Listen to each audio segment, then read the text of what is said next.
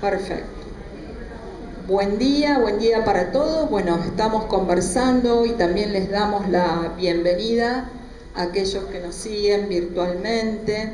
Ya comenzó la transmisión en el día de hoy, que son muchas personas a quien les quiero hacer extensivo este saludo y también contarles que comenzamos con mucho esfuerzo, con algunas dificultades, a viajar a San Lorenzo con el grupo, bueno, de gente que ustedes seguramente en más de una oportunidad me han escuchado saludar y demás. Así que también extensivo mis saludos para todos ellos. Vamos a ver cómo nos manejamos con los paros de colectivos, con los piquetes y con todas las dificultades, digamos, que son propias de cuando viajamos a las ciudades y los pueblos del interior, ¿sí? Les pido la solidaridad de silenciar los teléfonos, como para poder comenzar. Buen día, hay lugar, así que los que ustedes gusten. Bien, lo que vamos a hacer en la clase de hoy, que tiene que ver, más que nada, yo siempre les digo, no me gusta hablar de clase, vamos a hablar de encuentros, tienen que ver con aspectos en cuanto a la neurobiología, es decir, ¿por qué nosotros hablamos de emociones, de evolución, en este caso, ¿no? De razón? Es decir, ¿cuál sería el sustrato biológico? Es decir, ¿y cuáles serían esos órganos protagonistas como para nosotros poder pensar en que actuamos, sentimos, tenemos una personalidad X con determinados comportamientos y que se desarrollan también otros procesos gracias a la presencia, al desarrollo de estos órganos y sistemas? Entonces vamos a hacer un enfoque con nociones muy generales porque el tema es complejo, así que voy a tratar de ir despacio y lo vamos a ampliar con el material bibliográfico para quienes quieran ampliar o profundizar. En primera instancia vamos a ir viendo la idea de emoción, que siempre lo tomamos como importante, y por qué poder pensar que forma parte de un proceso justamente evolutivo. Es decir, no es algo actual, decimos que forma parte, ¿no?, de un desarrollo en cuanto a la evolución de las especies. Ahora vamos a ir viendo por qué. Desde la antigüedad, no es un tema vigente, esto decimos que en el sentido que seguramente ustedes lo conocen, que lo habremos seguro, lo hemos mencionado en otras ocasiones, Darwin, ¿sí?, y aquel que es protagonista de lo que es la evolución de las especies. Me voy a ir retirando porque quiero ver si se contrastan los colores y se ven. Quizás los tenga que aclarar para acá atrás. Estamos hablando que es un conocidísimo naturalista inglés. Lo conocen a Darwin, han sentido, han leído seguramente, ¿sí? Y en relación a él es una figura influyente en la evolución de las especies, ¿sí? Incluso en sus libros, ¿sí?, que además los ejemplos son extraídos del avistaje mismo de la naturaleza, y él hablaba de diferentes condiciones en cuanto a procesos de supervivencia. Él decía: sobreviene el más apto, persiste el más apto de la especie. Es decir, por eso lo mencionamos como figura relevante en este sentido. Charles Darwin. Bien. Por otro lado, mencionar también a, bueno, Sigmund Freud, que nosotros hablamos bastante en los encuentros anteriores, como considerado como el padre del psicoanálisis, y Nicolás Copérnico. ¿Qué saben? ¿Qué han leído? ¿Qué se acuerdan de Copérnico? Astrónomo, ¿sí? Que justamente, ¿qué postula? La idea, sí. De todo el sistema gira alrededor del Sol y no alrededor de la Tierra. Perfecto, ¿eh? Lo que es... De revolutionibus orbis. A ver, para que... De revolutionibus orbis. Bien. Exactamente. Decimos que la Tierra, ¿sí?, y los planetas giran alrededor del Sol.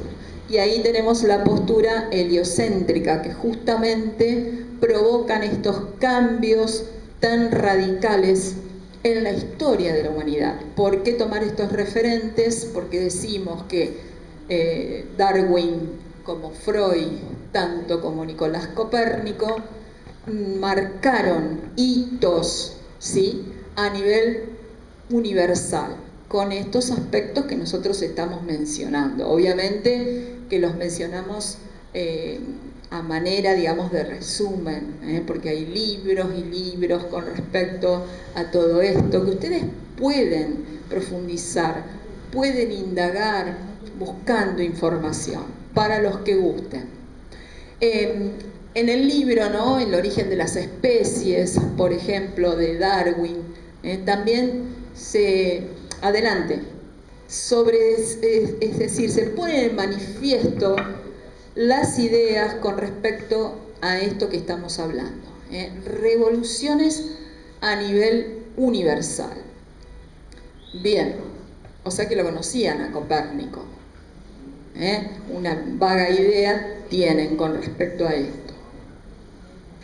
En 1872, ¿sí?, estamos hablando, se realza la idea de la expresión de las emociones en los animales y en el hombre. ¿Eso es un libro de Darwin? Sí, son varios libros los que tiene Darwin. ¿Qué piensan ustedes en relación a lo que serían las emociones en animales? ¿Coinciden con esto del sistema de emocionalidad, particularmente en los mamíferos? Estamos hablando que totalmente los perros, los gatos y todo lo que tenga que ver con la intuición, poder identificar. Estamos hablando de algo que yo creo que los que tienen mascotas podrán dar cuenta de esto. Se dan cuenta cuando el dueño o... Exactamente. Y esto tenemos que realzar la evidencia de qué, de ciertas estructuras a nivel cerebral que comparten los animales con nosotros. Es decir, el hecho de emocionarnos no se trata de decir, bueno, hay estructuras sensiblemente sofisticadas que nos dan la pauta que nos podemos emocionar, que compartimos determinadas habilidades, aspectos con estos animales. En el caso de los vertebrados superiores también, ¿sí? En el caso de los mamíferos, con los delfines, por ejemplo, con las orcas, ¿sí?, con los derivados, y ahora vamos a ver de qué animales, los primeros primates, formamos una gran parte de un eslabón de procesos evolutivos a lo largo del tiempo. Por eso que es tan importante poder pensar en que las emociones no sobrevienen desde la actualidad. Esto datan, esta, digamos, representación, estas manifestaciones de miles de años. Bien, Lamarck que también es considerado uno de los representantes, quizás no tan mencionado y destacado como Darwin, Lamarck justamente lo que sostenía tiene que ver con determinadas modificaciones transmitidas a los descendientes. O sea que aquí estamos desde el punto de vista de la genética, cómo implementó alguno de sus aportes.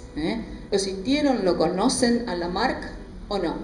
Ustedes van a ver diferentes autores, diferentes, digamos, personas a lo largo de la historia y qué papel destacado cumplieron en este proceso de evolución.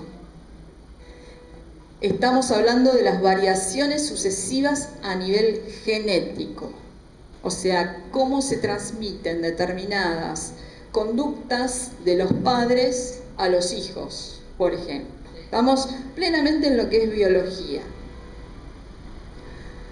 Gregor Mendel, que este es más conocido, también, bueno, fue un monje católico, austríaco, y realizó realmente una revolución en lo que es la genética, ¿no? Y la biología molecular, en el sentido de la eficacia biológica. Él habló de eficacia biológica en relación a la capacidad de supervivencia y en virtud a lo que es la fertilidad, es decir, la capacidad de reproducirse de una especie.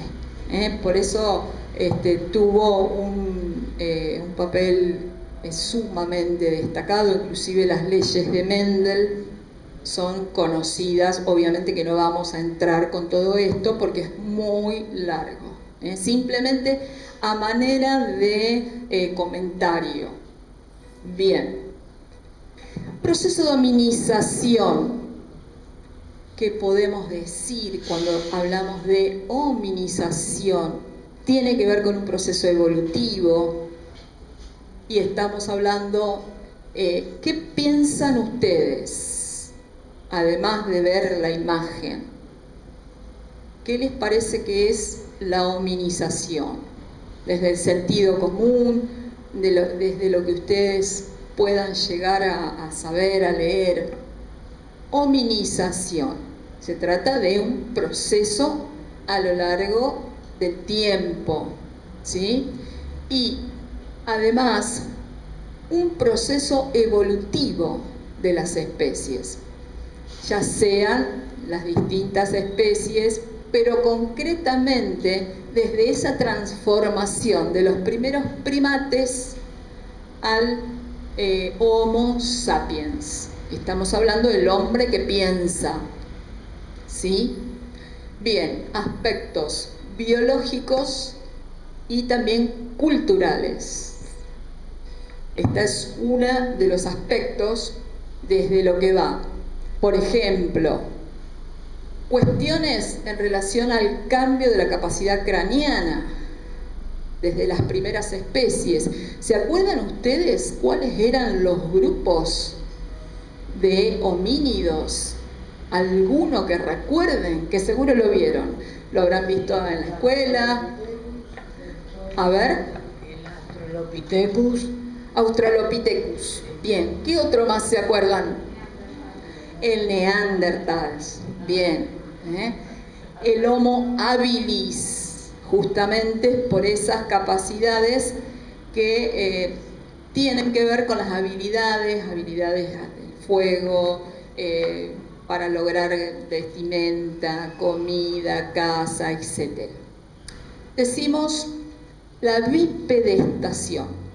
Es una adquisición sumamente importante en animales bípedos, en animales que pueden trasladarse, obviamente, con las dos patas.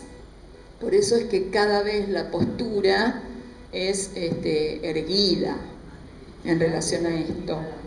Exacto, la liberación de lo que es también las manos, la motricidad para tratar de encontrar algún alimento en los árboles, etc.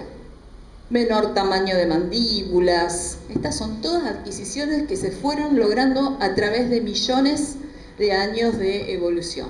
La sexualidad, ¿por qué les parece la sexualidad?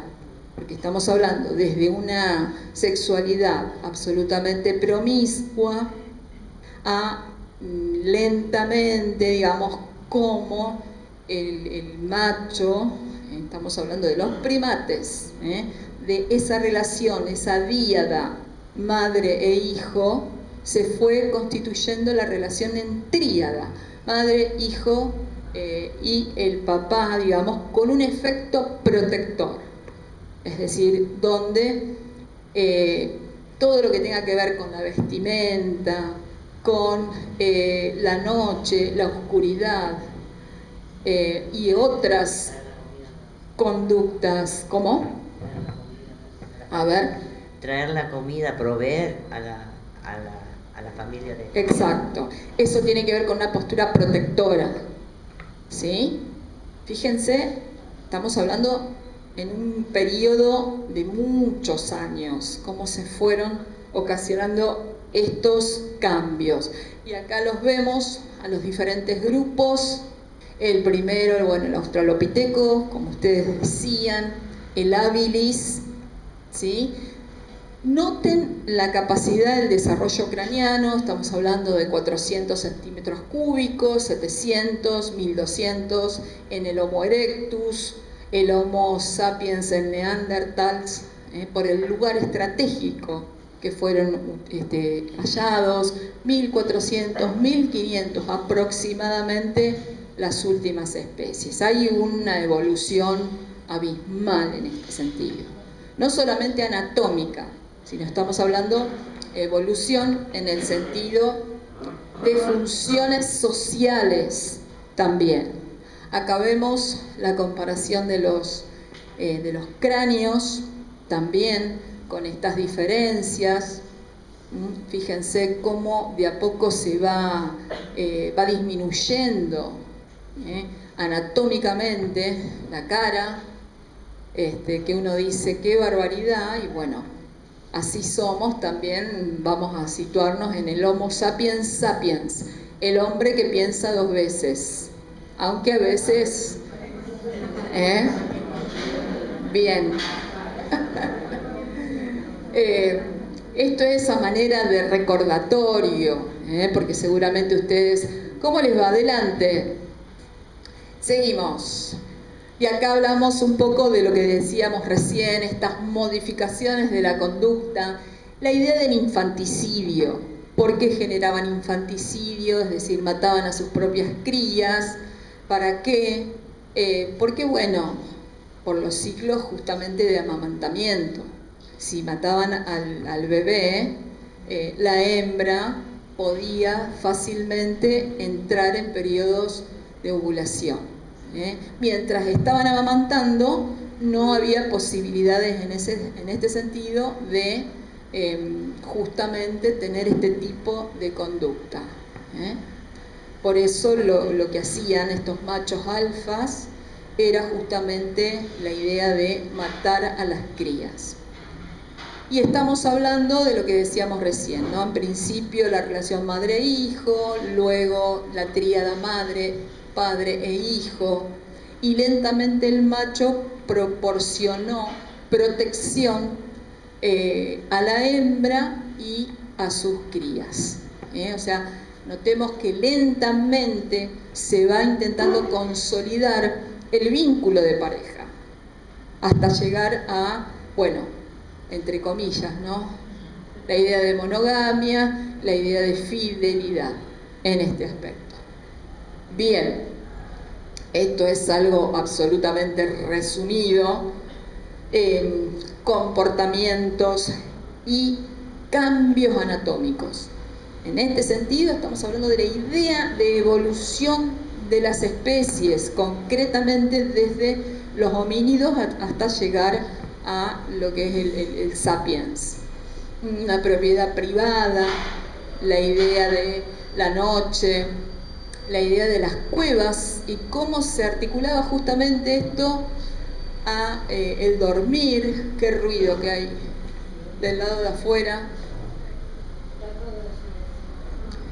Y el concepto de emoción, como decíamos recién, también presentes en todo este desarrollo evolutivo, del griego patos, y estamos hablando de estados corporales, ¿sí? Y donde también estaría involucrada toda una fisiología.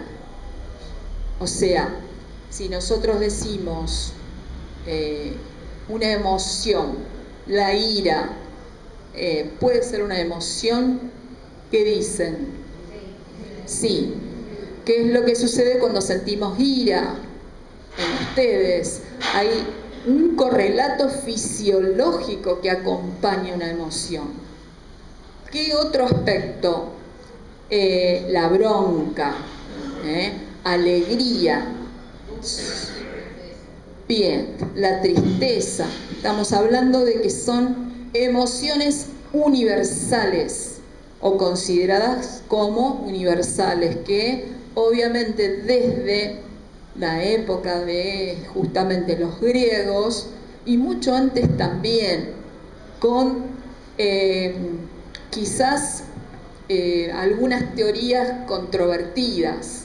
Es decir, algunos pensaban que la emoción predominaba sobre la razón, otros decían que van simultáneamente, etc. Hay muchas teorías y muchas dicotomías en este aspecto.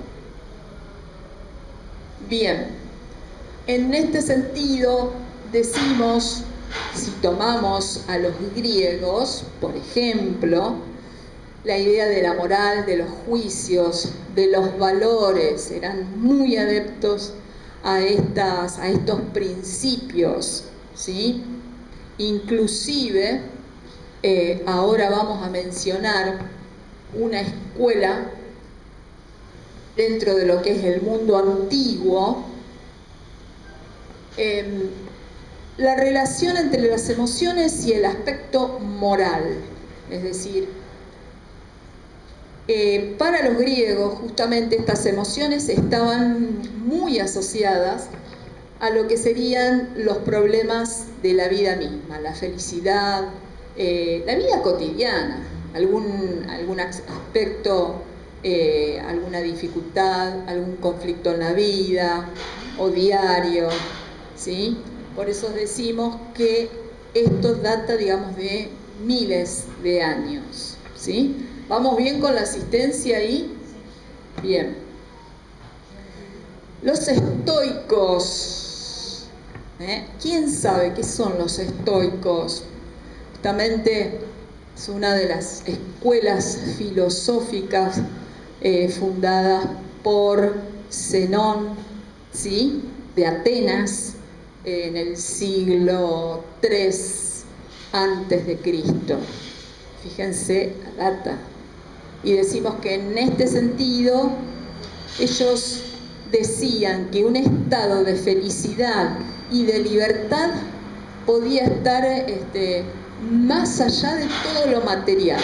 O sea que predominaba la razón por encima de la emoción, ¿sí? Y le daban todo lo que tenga que ver con lo moral y la virtud en este sentido. Una persona estoica, por lo general, tiene esa capacidad de decir, bueno, quedo fuera de un equipo, por ejemplo, tengo estoicismo, soy estoico, afronto una situación con una a lo mejor dificultad, pero yo la puedo afrontar. Esto lo vamos más adelante a tratar cuando veamos resiliencia. En este sentido, nosotros hablamos de esta escuela filosófica, que son prácticamente los pilares de poder hablar de estos aspectos. Incluso hablaban de las enfermedades del alma, esto de la tristeza, de un estado de depresión, etc. ¿Vamos bien hasta el momento? Los veo muy callados. Emociones y sentimientos. ¿Qué dicen ustedes al margen de leer lo que dice ahí? ¿Son sinónimos? ¿Cómo los podríamos distinguir? Si yo les digo, ¿qué ejemplo de sentimientos podrían dar? Recién dábamos los ejemplos de las emociones. ¿Cuál sería un sentimiento? Amor. ¿Cuál? Rechazo. ¿Les parece que podríamos pensar como un sentimiento? Yo les pregunto a ustedes. Es una emoción, lo mismo que el odio. ¿Sí? O sea, hay veces que está muy indistinguido ese hilito tan fino entre las emociones y los sentimientos. Son reacciones, según la mayoría de la bibliografía, las emociones, ¿no? En relación a reacciones ante una experiencia. Y en estas reacciones siempre hay un correlato orgánico. Es decir, ¿qué quiere decir esto? Siento miedo. ¿Cuáles van a ser las manifestaciones del miedo? Bueno, cada uno tendrá diferentes manifestaciones, pero por lo general hablamos de las mismas. ¿Qué es lo que ocurre cuando nosotros vamos caminando por la calle? Creo que este ejemplo lo dábamos la otra vuelta, el otro día, y sentimos esos pasos que nos están pisando los talones, ¿sí? Toda esa preparación para lo que sería luchar, huir. ¿Qué otra conducta podemos tener? ¿Luchamos, huimos o nos paralizamos? ¿Sí? Podemos decir, luchamos, huimos o nos inhibimos, nos quedamos sin palabras frente a una situación que nos puede llegar a provocar un estado de, a veces uno dice, bueno, reaccionamos de una manera, pero en realidad después reacciono de otra. Podemos imaginar que vamos a hacer tal cosa y después hacemos. Sí. ¿Les parece que cerremos aunque sea una ventana ahí o no? ¿Ustedes escuchan bien? A ver, aunque sea una, porque hay mucho ruido. Bien. Y en cuanto a los sentimientos, según la mayoría de la bibliografía consultada, resultado de la elaboración consciente de esa experiencia. Requiere más tiempo, la construcción. Construimos una relación de amistad, construimos una relación de amor. Es decir, hay otras variables implicadas. Exacto, de acuerdo a lo que es la experiencia. ¿Sí? Bien, y en todas estos términos nosotros estamos hablando del fundamental protagonista, que es el cerebro. Sin el desarrollo del cerebro, que tiene este aspecto que seguramente ustedes han visto o en este curso o han leído en otras oportunidades, tiene esta sensación, esta figura, estos pliegues que son microcorrugados y son profundos, y cuanto más desarrollo cognitivo, cuanto más desarrollo y aportes afectivos va a tener la persona, se desarrolla de esta manera. Cuanto menos o más carencias nutricionales o afectivas habría, estos surcos aparecen más lisos. Tremendo, lo que estamos diciendo, pero es así. ¿Sí? ¿Cómo? Los surcos, ¿Qué tiene? ¿Dónde lo ven? ¿Una tomografía? ¿En qué estudio? Sí, en muchos. Aparte es sumamente interesante. Decimos que es el órgano principal del sistema nervioso central. Órgano principal. O sea, ustedes dirán, ¿y el corazón? Bueno, pero estamos hablando de que siempre tenemos que mencionar como protagonista, porque hay diferentes vías, diferentes venas, arterias que irrigan e inervan al corazón y que parten del cerebro, ¿sí? Ya vamos a ver más adelante los lóbulos y las áreas especializadas.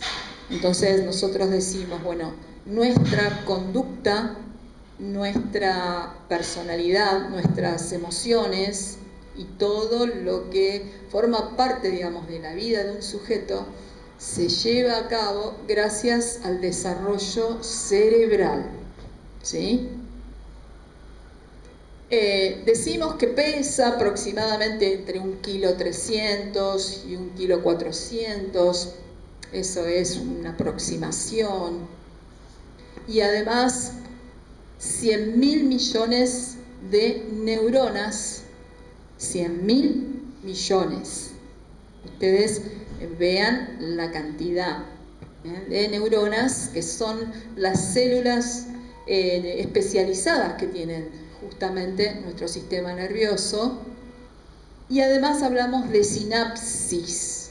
Todos estos términos seguramente ustedes los conocen, la idea de sinapsis en cuanto a la interconexión de esas neuronas. ¿Y qué decimos hoy por hoy? Que el cerebro es plástico. ¿Por qué plástico? Porque es justamente, está en permanente intercambio con el interior de nuestro organismo y con el exterior. O sea que no podemos pensar, como antes se decía, que el cerebro no se modifica. Es absolutamente modificable. Por eso es importante, esto también lo vamos a ver, la actividad cognitiva. Además de la actividad física, que todos necesitamos, la actividad cognitiva. ¿Cuáles pueden ser esas? Por ejemplo, actividad cognitiva, leer, ¿sí? Venir acá, por ejemplo, algún juego, exacto, aprender algún idioma, ¿sí? O alguna otra actividad, ya tenga que ver desde el punto de vista física, pero especialmente que uno tenga que implementar, digamos, y esforzarse a nivel atencional, a nivel memoria, porque de esta manera justamente lo estamos nosotros tratando de que sea dinámico, permanentemente, y más cuando se llega a una determinada edad, ¿sí? Por eso es importante que ustedes estén en vínculos permanentes. Y acá estamos hablando de también esta reconstitución de los lazos sociales. Esto de que ustedes puedan venir, intercambiar, conversar, es sumamente positivo, no solamente para el estado de ánimo, sino para el cerebro. Coinciden, seguramente. Las neuronas, como células base, son básicas, hay muchos grupos de neuronas. Nosotros siempre decimos que vamos a instalar nociones generales de estos temas, porque son temas complejos. Y justamente estas neuronas son las que van a transmitir a través de la sinapsis, en cuando se van conectando una neurona a otra, que ahora les voy a mostrar, los impulsos nerviosos. O sea, el hecho de decir, bueno, en este momento hay millones y millones de interconexiones neuronales porque ustedes están forzando, escuchando, prestando atención, ¿sí? Y están justamente focalizando. altamente especializadas, son células absolutamente inteligentes, entre comillas, reciben, procesan y transmiten esas señales que pueden ser químicas, que pueden ser eléctricas, a la excitabilidad de la membrana plasmática. Es realmente muy apasionante este tema, pero es complejo, y por eso que también es complejo transmitirlo. Acá vemos la imagen de una neurona, que seguramente ustedes la conocen. Decimos que hay un cuerpo celular o soma, ¿sí? Las prolongaciones que transmiten los impulsos hacia ese soma, fíjense las flechitas, esas flechitas negras nos van indicando la dirección del impulso. Las dendritas, el axón que conduce los impulsos desde el soma hacia otra neurona u órgano diana. Estamos hablando que también a los diferentes órganos de nuestro cuerpo pueden llegar esa información. Esa es una con una imagen muy didáctica. Acá tenemos otras. Noten en justamente el axón las vainas de mielina. Esas vainas de mielina que tienen proteínas y sustancia grasa sumamente importante y prioritaria para la conducción del impulso nervioso. La mielina, importante, en color, bueno, entre un rojo y un, rosa, son las vainas.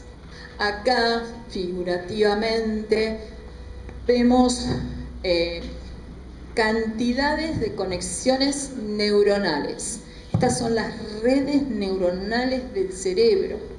Cuando nosotros pensamos, cuando estamos hablando, y más cuando hacemos un esfuerzo por recordar el nombre de una persona que no me acuerdo. Ahí hay toda una diversidad de este tipo de impulso. ¿Ustedes sabían la complejidad que tiene nuestro sistema nervioso? Porque a veces uno es como que no somos conscientes de todo esto, ¿no? Y son realmente, somos como máquinas, entre comillas, ¿no? Absolutamente tan perfectas, con un engranaje tan maravilloso en ese sentido, que no pensamos en estas particularidades.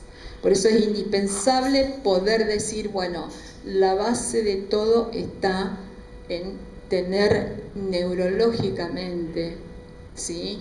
A veces que ocurren algunas eventualidades, algunos trastornos del desarrollo, ¿sí? O dificultades en cuanto a déficit nutritivos, porque cuando el chico no se alimenta bien, cuando hay, por ejemplo, desnutriciones de diferentes grados, ¿qué pasa con el sistema nervioso y el aspecto neurológico? No logramos el desarrollo.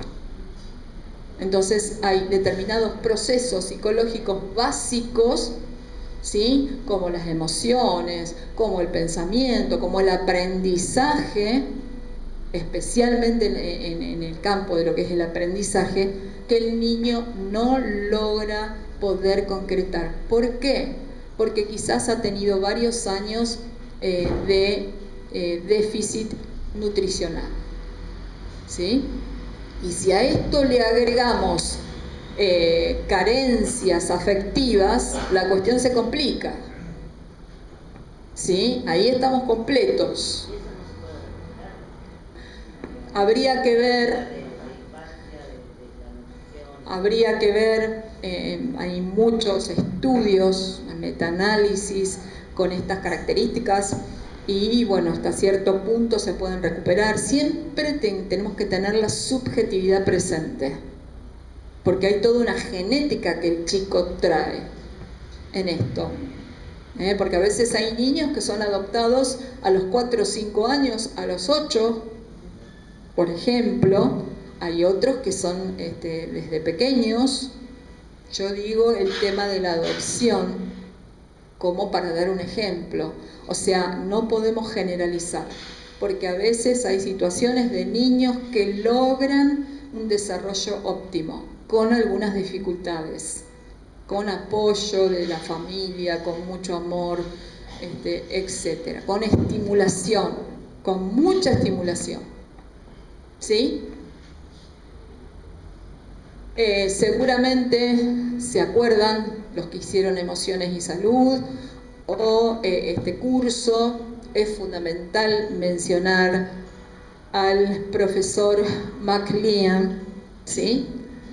Estamos hablando dentro de lo que es el contexto de Estados Unidos.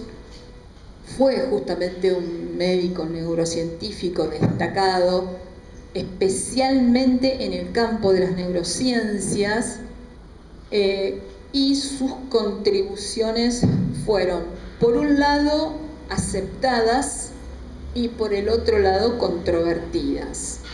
¿Por qué? Porque él lo que hace es justamente plantear la teoría del cerebro triuno, es decir, 3 cerebros en uno. ¿Alguien se acuerda algún nombre de alguno de estos cerebros? ¿Nadie? Bien, ahí salió el reptiliano, límbico. El primero en formación es justamente el más arcaico de todos. Ustedes piensen en una analogía con las capas de la cebolla. Son estructuras encefálicas superpuestas. Primero vamos a tener el desarrollo del cerebro reptiliano, típico de los reptiles, ¿sí? Donde ahí vemos la base inferior, que ahora vamos a pasar un poco a mencionar. Luego el límbico, con la aparición también de los primeros mamíferos.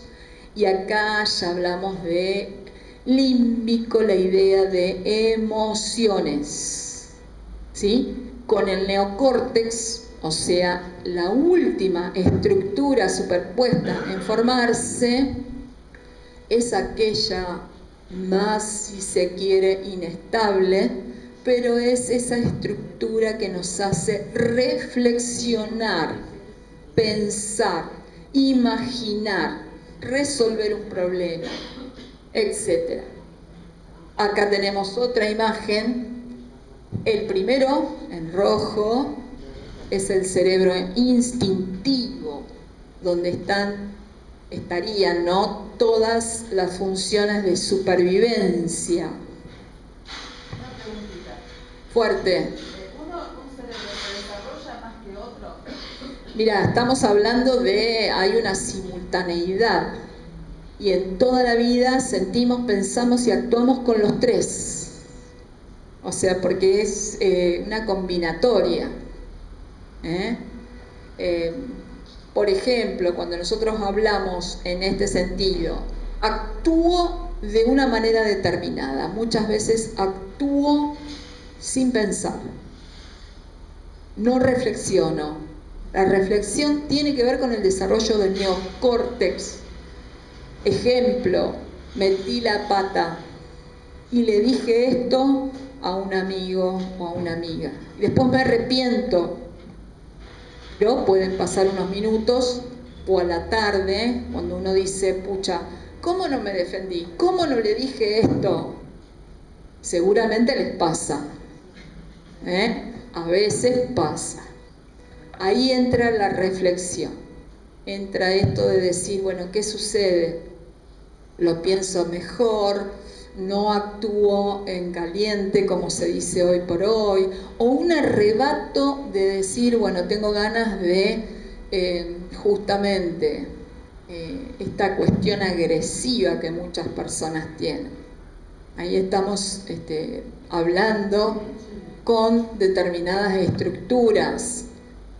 Por eso el desarrollo del neocórtex, que es, fíjense, que prácticamente es la última capa en formarse, y que tiene que ver con esto, con el sustrato, lo que es el desarrollo del lóbulo frontal, el prefrontal, el que nos da la capacidad de discernir, la capacidad del lenguaje en el ser humano. El reptiliano, que era el primero, tiene que ver con estas conductas rutinarias, la rutina de todos. Nos levantamos, desayunamos, justamente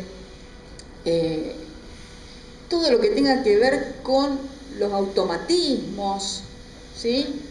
Acá decimos presente, un aspecto presente en la vida de esa persona, porque no hay antecedentes previos, acá no existe todavía las emociones, y decimos cambios fisiológicos. Es decir, ¿por qué cambios fisiológicos? Porque precisamente hay determinadas estructuras que tienen que ver con la supervivencia, que ahora las vamos a comentar. Homeostasis, ¿qué es la homeostasis? Tiene que ver con un estado de equilibrio, con un estado de equilibrio entre lo que es el interior de nuestra biología, ese nivel de constancia, es más amplio, pero en este sentido. El reptiliano está formado, esto es bastante anatómico, lo vamos a tratar de pasar rápido, pero es fundamental que tengamos nociones en este sentido. Formado, ustedes vean el tronco encefálico, la parte de abajo, el mesencéfalo, la protuberancia y el bulbo raquídeo. Esas zonas tienen que ver con todo lo involuntario, el ritmo cardíaco, los centros de la respiración, ¿sí? Por eso que un golpe en esa zona, que es la zona de la base de nuestro cerebro, es prácticamente letal, porque están los centros de la vida, el hecho de respirar, los latidos cardíacos, por ejemplo, sumamente importantes, y que hacen a la supervivencia de la especie, y en este sentido también del hombre. Bien, el segundo cerebro tiene que ver con el límbico o emocional, ¿sí? Acá decimos aprendizaje en relación a experiencias pasadas.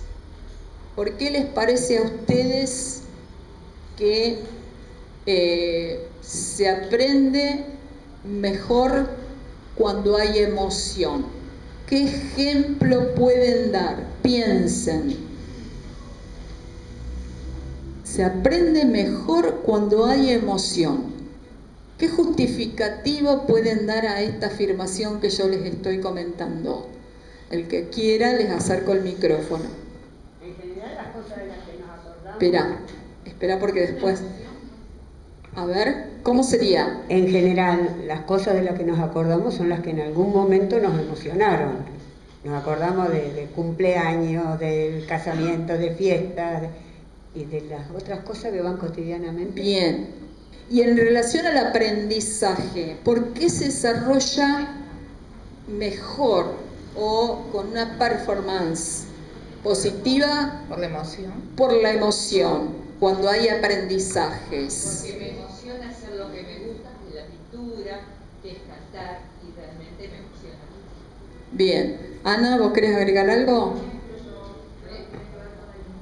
Espera que no se escucha nada, más que nada para los que... Ahí está.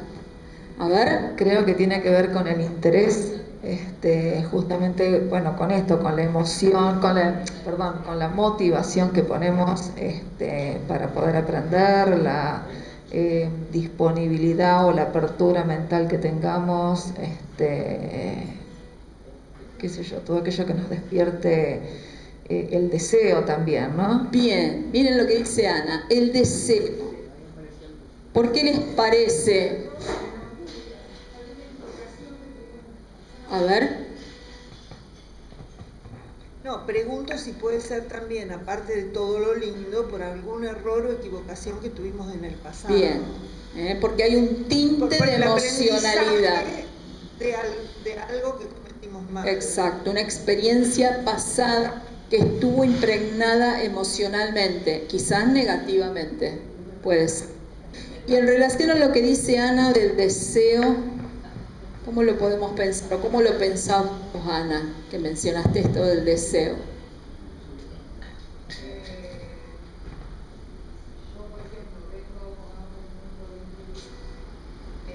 Si estoy, siento el deseo de aprender, siento, bueno, no sé si decir necesidad, ¿no? Pero bueno, me anoto en este curso porque deseo ampliar el conocimiento, porque me resulta enriquecedor, me resulta estimulante. Bien, ¿qué sucede con el ámbito que se viene desarrollando en el curso? ¿Ustedes se sienten a gusto en este lugar? ¿Sí? ¿Qué sucedería si el ambiente sería hostil? ¿Cómo?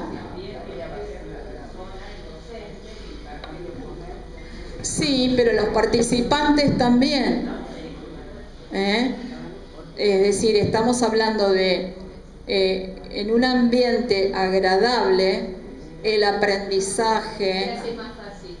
Sí, más fácil, cuando uno se siente cómodo en un lugar, acá porque justamente estábamos hablando de este ejemplo. En otro aspecto, quizás tengan otros ejemplos ustedes, en un lugar donde no se sientan cómodos, donde el ambiente sea hostil, que puede ser a lo mejor un lugar de trabajo.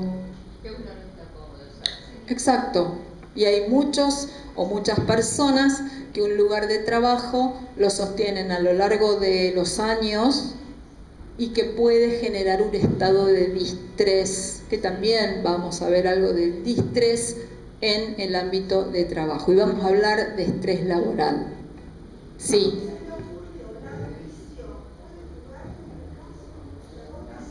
La ambición. A ver qué opinan ustedes con respecto, no me acuerdo tu nombre, Liliana, ¿qué dicen en cuanto a lo que es la ambición? Creo que está involucrada. Exacto. Porque uno busca la admiración del otro, el reconocimiento. ¿Y esto con Claro. qué que nosotros vimos La- también? Con claro. lo que es la autoestima, puede el ser. reconocimiento, la admiración, la aceptación. Eso es lo que Exacto. nos gusta. Puede tener que ver con esto. Bien. Seguimos. Acá las estructuras cerebrales, fíjense todo lo que nosotros estamos poniendo en tela de juicio, comentando. O sea, si uno se pone a pensar en la complejidad de nuestro organismo, es realmente maravilloso todo esto. Todos los órganos o los grupos de células que nos permiten emocionarnos, pensar, sentir, aprender, etc. Hablamos del hipocampo, que ahora vamos a ver muy rápidamente, el hipotálamo, ¿sí? Los bulbos olfatorios, el tálamo, otras. Nosotros vamos a mencionar las más destacadas porque son complejas. ¿Cómo? Ahora las vamos a ir viendo, ¿sí? En este sentido vamos a considerar las más destacadas. La zona de la amígdala cerebral, como siempre lo decimos, no las palatinas, las amígdalas cerebrales que forman parte de una estructura que está ubicada allí, ¿sí? En rojo, en la parte bien profunda de lo que es el cerebro, y que decimos que son, digamos, un grupo, ¿sí?, de un complejo amigdalino, de un lado y del otro. Son centinelas de nuestras emociones, ¿sí? Son centinelas. En este sentido, están implicadas en las respuestas emocionales, ¿sí? Es importante que bajemos los celulares, por eso siempre lo marcamos bien. Involucradas en el aprendizaje, y decíamos recién, lugar que tiene que ver con lo profundo de nuestro cerebro. Y lo que sucede en este sentido es que, ¿por qué decíamos la amígdala es un centinela? Porque quien capta una situación de peligro es el tálamo. Primero capta la vista, por ejemplo. ¿Qué sucedería si en este momento aparece algún murciélago acá, en el aula? ¿Quién capta esta situación de miedo?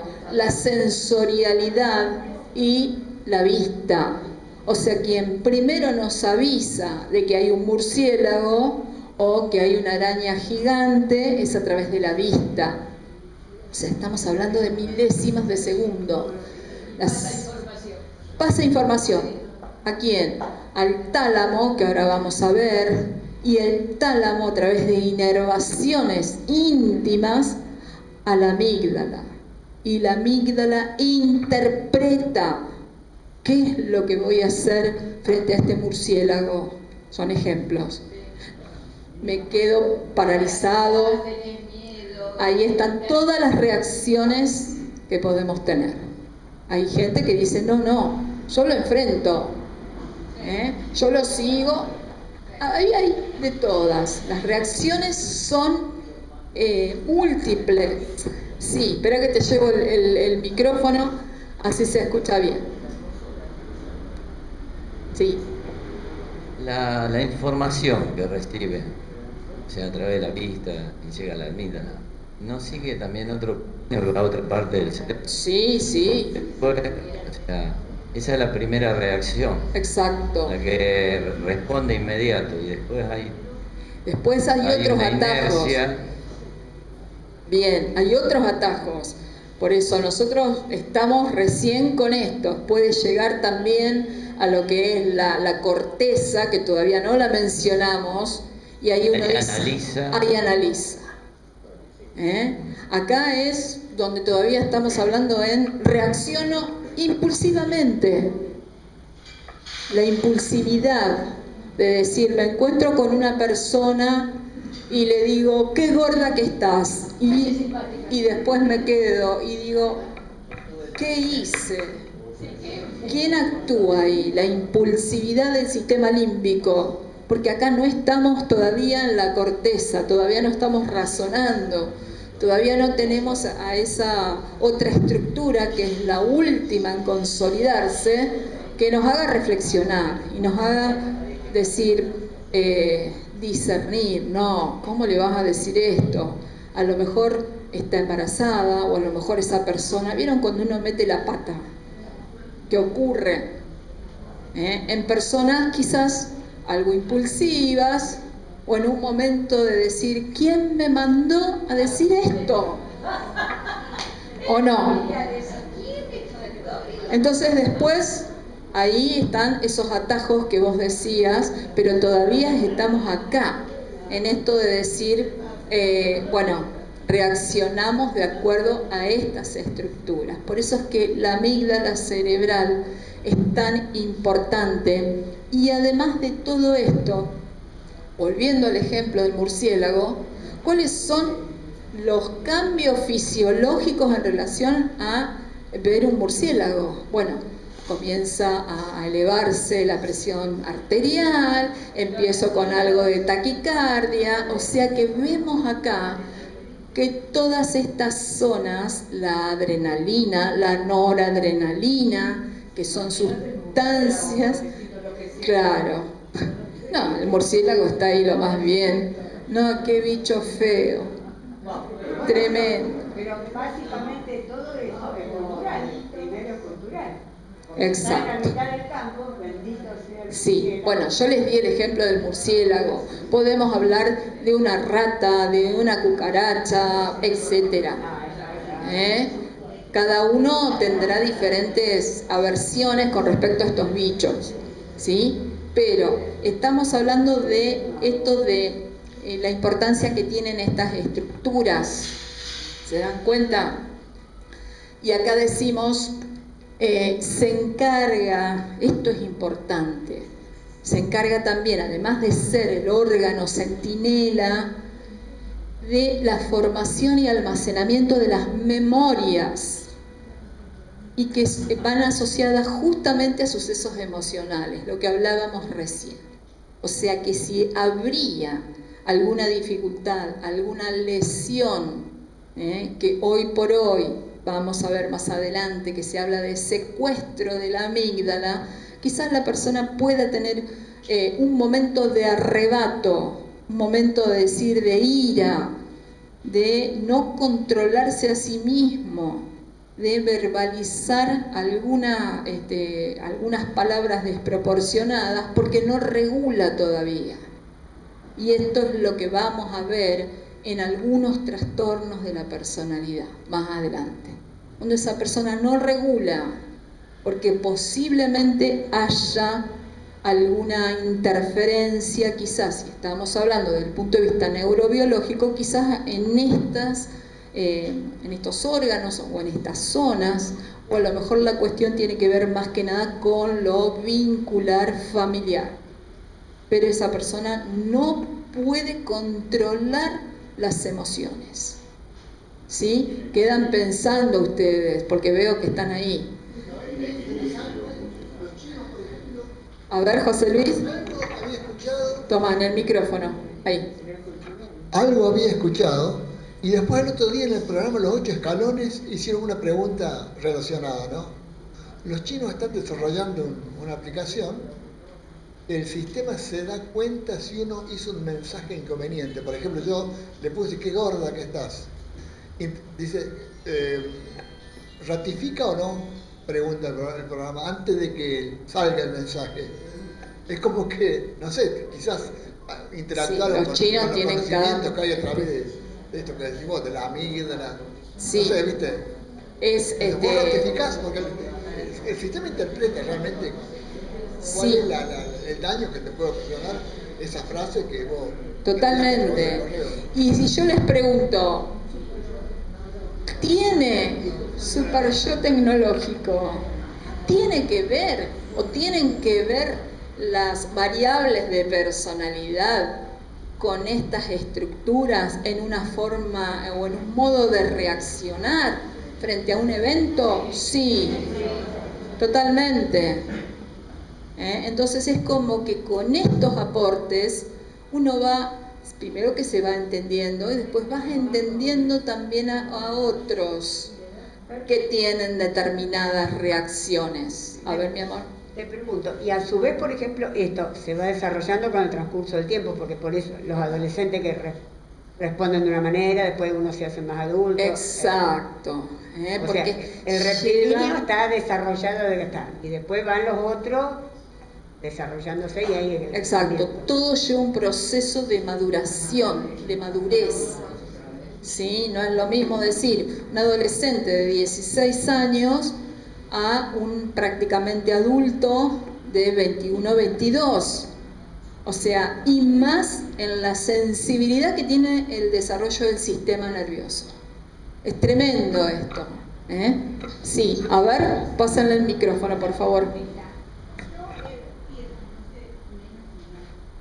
Volviendo al del murciélago. Bien. Yo supongamos que la próxima clase vengo tempranito, ¿no es cierto? Entro primero acá. Y me acuerdo que hubo un murciélago que nos tuvo que traer. Ante esa situación, ante un recuerdo, ¿vuelve a reaccionar la amígdala también? Totalmente, exacto. Reacciona, quizás interpreta Habría que ver de qué manera. Por eso las interpretaciones decíamos que son subjetivas, siempre. El tema de la subjetividad. ¿Alguien más por allá quería hablar? A ver, pasale el micrófono. Voy a hacer otra pregunta, pero relacionado al murciélago. Vamos a seguir con el murciélago. Bien. Lo que tendríamos que hacer es contar hasta 10. Pero hay personas que no pueden contar ni hasta 2. ¿Por qué vos decís? ¿En qué aspecto? Y para darle tiempo a que vaya para el lado de la razón. Claro, pero... Y vuelva... Eso depende de la reacción de cada uno. A ver, para allá el micrófono. ¿O no creen eso? Lo que yo decía es que a lo mejor no necesariamente tiene que tener algo anterior a esta situación de que yo reaccione de una manera ante algo desconocido, no necesariamente porque yo tenga alguna experiencia negativa. Totalmente de acuerdo. Esto no necesariamente. Esto lo vamos a ver cuando veamos algo de fobias, por ejemplo. A ver si me pasan ahí, pero ustedes se quedaron con el ejemplo del murciélago. Bien, igualmente acá decimos la importancia en el estrés temprano en niños, cuando esas experiencias, a ver, ojo que va a salir con murmullo, sino para los que están escuchando virtual, esas experiencias que pueden ser múltiples, de carencias, de abandono, de violencia, dejan huellas también a nivel sináptica. O sea, que no es solamente en el aspecto emocional, que está todo relacionado, sino en este sentido, conexiones sinápticas a nivel orgánico, a nivel biológico. Hay huellas, ¿sí? Si hablamos de ambientes vulnerables, ambientes de mucha violencia, de adicciones, es decir, y en algún momento se pueden rememorar esas memorias, por ejemplo. No necesariamente un niño puede tener situaciones o desarrollar situaciones traumáticas por estos déficits, porque quizás muchos de ustedes han tenido una infancia complicada y no por eso a lo mejor desarrollen determinado tipo de agresividad o situación traumática. Esto también es muy subjetivo. Bien, la cognición social, ejemplo, nosotros estamos reunidos en este momento, después de tanto tiempo, el primer día fue muy emocionante, y quien también capta todo esto es la amígdala. O sea, nos damos cuenta si estamos en un grupo, lo que cada uno pudo haber pasado en estos 2 años de pandemia, etcétera, etcétera. Porque hay implicancias del orden emocional y siempre está la amígdala en este sentido. Los otros órganos también están implicados, no podemos hacer una fragmentación, pero siempre hay zonas mucho más sensibles que otras en este aspecto. Ahí tenemos el dibujo, que son un par, tenemos 2 tomas distintas, en rojo, fíjense, muy pequeñitas y muy poderosas, porque procesan y captan la información, ¿sí? No solamente del medio exterior, sino también de lo que me está pasando internamente frente a una situación que me puede producir displacer, o voy a un lugar y no me siento cómoda, o tengo una situación orgánica de malestar. Siempre está la amígdala implicada. Fíjense qué complejo, ¿no? Acá la vemos nuevamente, ¿sí? En rojo se dice localización privilegiada porque es en el centro y en la profundidad de lo que es el sistema límbico, en conexión con el área de la corteza que todavía no la mencionamos. Acá decíamos como centinela y la liberación de estas sustancias, que muchas son hormonas o neurohormonas, de noradrenalina, y ese estado de hiperalerta. Nos vamos a otro ejemplo, quizás cuando vamos por la calle, o en un estado de hipervigilancia, cuando vamos permanentemente cuidándonos la cartera, o con los momentos que se están viviendo de inseguridad, el estado de decir, bueno, y más a personas que han tenido algún tipo de experiencia negativa respecto de esto que estamos mencionando.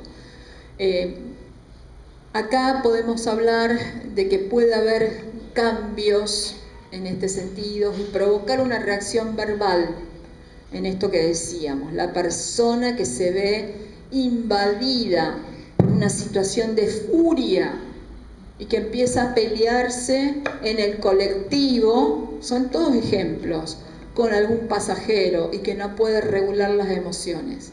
Gertrudis. Quería hacer una pregunta. Nosotros al nacer tenemos la amígdala.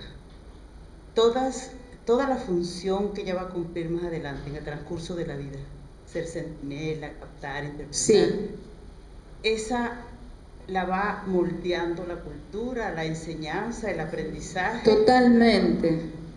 Siempre el tema de la cultura, las enseñanzas, el aprendizaje, la personalidad. Entonces toda la reacción es inducida.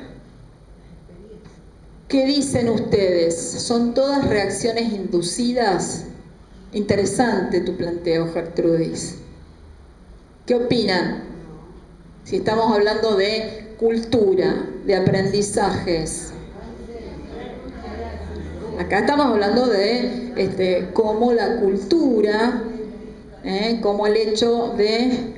María Angélica, ¿querés decir algo? No, digo que ante el hecho de una reacción verbal, hasta uno mismo al provocarla se puede hasta sorprender. Totalmente. Porque está, está siendo controlada por esa amígdala o captada, y el bagaje de emociones que tenemos puede impulsarnos, sí, a una reacción no apropiada. Una reacción donde muchas veces uno se sorprende, porque a lo mejor no estás acostumbrada a esta reacción, y que vos decís, yo no reacciono así, ¿qué me pudo haber pasado? Y esto es lo que Daniel Goleman, que seguramente lo conocen, que lo vamos a conversar también, hizo referencia a esto de secuestro de la amígdala, porque la persona actúa desenfrenadamente cuando hay un rapto, cuando hay tanta furia, porque esta persona me sacó de las casillas, que no puedo manejar la situación y reacciono. Yo a lo mejor son ejemplos, yo a lo mejor era de contener las emociones, de guardarme todo, y un día exploto, se me sale la cadena, como quien dice. Exacto. Pero es porque el individuo está mal y a ver, actúa como una válvula de escape.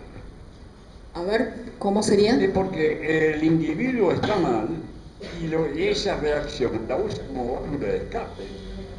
Que yo no sé si no se usaría como válvula de escape, no sería peor. Bueno, habría que ver, porque a lo mejor la persona no piensa que es una válvula de escape, la persona actúa. Lo determina un día de furia. Sí, puede ser. Pero ya venía acumulando. Puede ser. ¿Qué película? Relatos Salvajes. Relatos Salvajes. ¿La vieron todos?